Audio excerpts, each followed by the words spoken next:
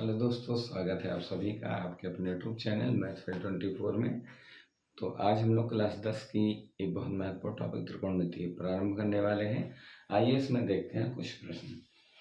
जैसा कि आपको दे दिया गया है, त्रिभुज ABC में जिसका कोण B समकोण है, AB बराबर 24 और BC बराबर 7, तो निम्नलिखित का मान ज्ञात कीजिए। जैसे आपको पहला सवाल दिया गया, इसमें साइन और कॉस ए का मान निकालना है और कर दिया है साइन सी कॉस सी का मान ज्ञात करना है।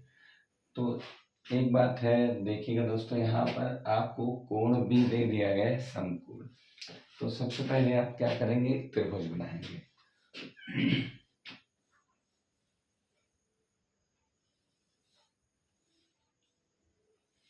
एक त्रिभुज बन गया है जिसका कोण भी क्या है, समकोण है। तो यहाँ पर आपको क्या लिख देना है, बी। अब आपके पास शेष दो बिंदु बचते हैं, क्योंकि त्रिभुज आपका है ABC। तो आपने बी तो लिख लिया है, अभी आपका ए बचा हुआ है और सी बचा हुआ है। तो किसी एक बिंदु को हम ए मान लेते हैं और किसी दूसरे बिंदु को सी। तो आइए देखते हैं आगे कुछ। जैसा कि आपको दे दिया गया है, जो भुजा आपकी AB है वो कितनी है दोस्तों, तो ये है 24। और जो भुजा BC की बात हो रही है, BC है कितनी, 7। अब आपको किसी भी त्रिभुज की दो भुजाएं ज्ञात हो चुकी है। एक भुजा तो आपको दे दी गई है AB जो है कितनी, 24, और एक दूसरी भुजा दे दी गई है BC जो है कितनी, 7। अब आपको अभी कर्ण नहीं मिल पा रहा है जिसका नाम है AC। तो यहाँ पर आप लोग नोट कीजिएगा,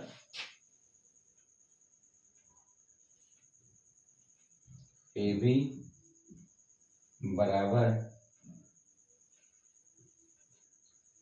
24, BC बराबर 7। अभी आपको AC नहीं मिला हुआ है, तो सबसे पहले आप AC ज्ञात कीजिए।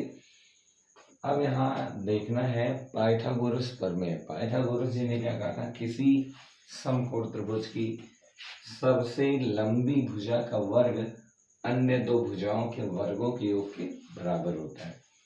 तो अब देखिएगा, यहाँ सबसे लंबी भुजा कौन सी है दोस्तों, समकोण के सामने की भुजा सबसे लंबी होती है।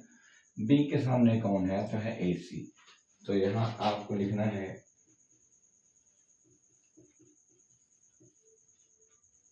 पाइथागोरस प्रमेय से। पाइथागोरस प्रमेय से इसमें क्या कहा गया है, कर्ण स्क्वायर। तो आपका जो होगा कर्ण, वो होगी सबसे लंबी भुजा, सबसे लंबी भुजा का वर्ग बराबर अन्य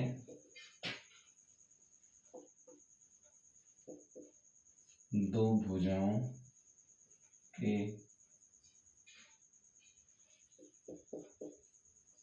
वर्गों का योग। इसमें कहा गया है समकोण त्रिभुज की सबसे लंबी भुजा का वर्ग अन्य दो भुजाओं के वर्गों के योग के बराबर होता है। तो देखिएगा, सबसे लंबी भुजा आपकी कौन है दोस्तों, तो है AC। तो यहाँ होगा AC स्क्वायर बराबर अन्य दो भुजाएं हैं कौन, एक है AB और एक है BC। क्योंकि ये सबसे लंबी AC है, तो एक बचा AB और एक है BC। तो यहाँ हो जाएगा AB square plus BC square. AB तो AB का मान है 24, तो ये हो गया 24 का स्क्वायर प्लस BC, और BC का मान है 7, तो 7 का स्क्वायर। अब देखिएगा 24 का स्क्वायर कितना होगा, तो 24 का स्क्वायर होगा 24 गुणे 24। तो जब 24 का 24 में गुणा करेंगे तो हो जाएगा 576।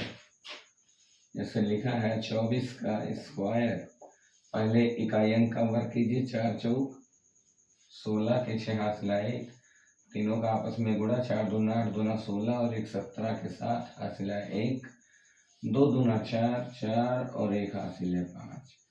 तो ये होगा दोस्तों 576 प्लस 7 49, जोड़ेंगे तो आएगा 625। ये आपका इधर पड़ा रहा AC square, AC square, AC square. जब बाई और स्क्वायर है तब कुछ भी कीजिए, दाई और भी क्या मिल जाए, स्क्वायर मिल जाए। तो आपका जो 625 है इसका जब वर्गमूल ज्ञात करेंगे तो 25 का वर्ग है ये, स्क्वायर से स्क्वायर कैंसिल हो गया तो यहाँ AC बराबर 25। अब आपको दोस्तों त्रिभुज की तीसरी भुजा भी मिल चुकी है। जब आपको त्रिभुज की तीसरी भुजा मिल चुकी है तो देखिएगा इसमें आगे क्या करना है। हम सबको मान निकालना है पहले के लिए।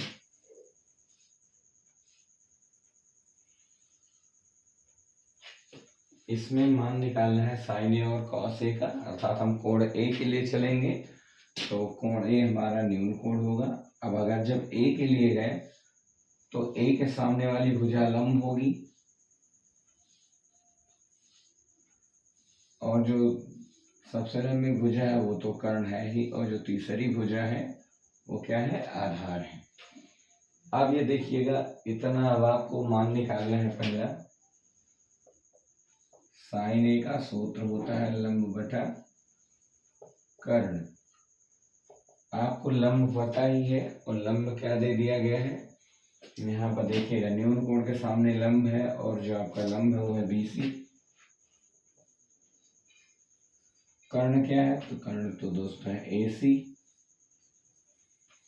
अब अगर बात की जाए इसका मान क्या होगा तो BC का मान आपको पता ही है 7। बात करें कर्ण की तो कर्ण तो आपका अभी आपने ज्ञात किया है AC और AC का मान है 25। ये तो हो गया आपका साइन। अब इसी प्रकार से आपको क्या निकालना है, कॉस ए। कॉस ए बराबर क्या होगा दोस्तों, कॉस ए बराबर होगा आधार बटा कर्ण।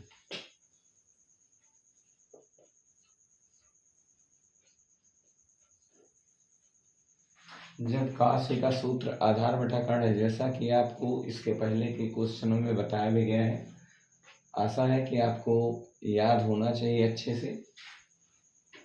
कॉस ए बराबर आधार बटा कर्ण। आधार का मान आपको पता ही है, आधार है कौन, जिस पर न्यून कोण बना है वही आधार है, और न्यून कोण बना हुआ 24 पर, और 24 का नाम क्या है, AB। तो यहाँ हम लोग लिखेंगे AB बटे कर्ण, तो वही रहेगा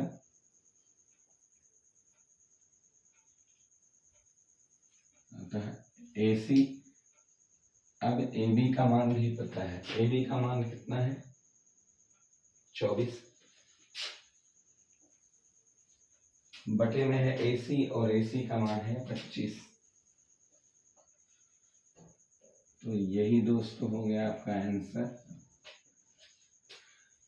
अब हमको चलना है कोण C के लिए चलना है, क्योंकि दूसरा वाला क्वेश्चन आपका जो कहा गया है दूसरा, इसमें कहा गया है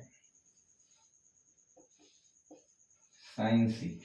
अब की बार हमें कोण C देखना है। क्या देखना है, कोण C। तो ये अब की बार आपका कोण A नहीं है बल्कि कोण C है। तो समझिएगा न्यून कोण के सामने वाली भुजा लंब होती है, और जिस पर न्यून कोण बना होता है उसे आधार कहते हैं। आपका लंब और आधार आपस में परिवर्तित हो चुका है, तो साइन के लिए आता है लंब बटा कर्ण। अब अगर बात करें लंब की तो लंब है कितना, यहाँ देखिएगा लंब आपका क्या है, AB है, तो लिख दो AB बटे कर्ण, तो वही रहेगा हमेशा AC। AB का मान क्या दे दिया गया है, 24, और फिर AC का मान 25। फिर देखिएगा कॉस C, सूत्र है आधार बटा कर्ण। आधार क्या है आपकी बात, BC, बटे में कर्ण क्या है, कर्ण है AC।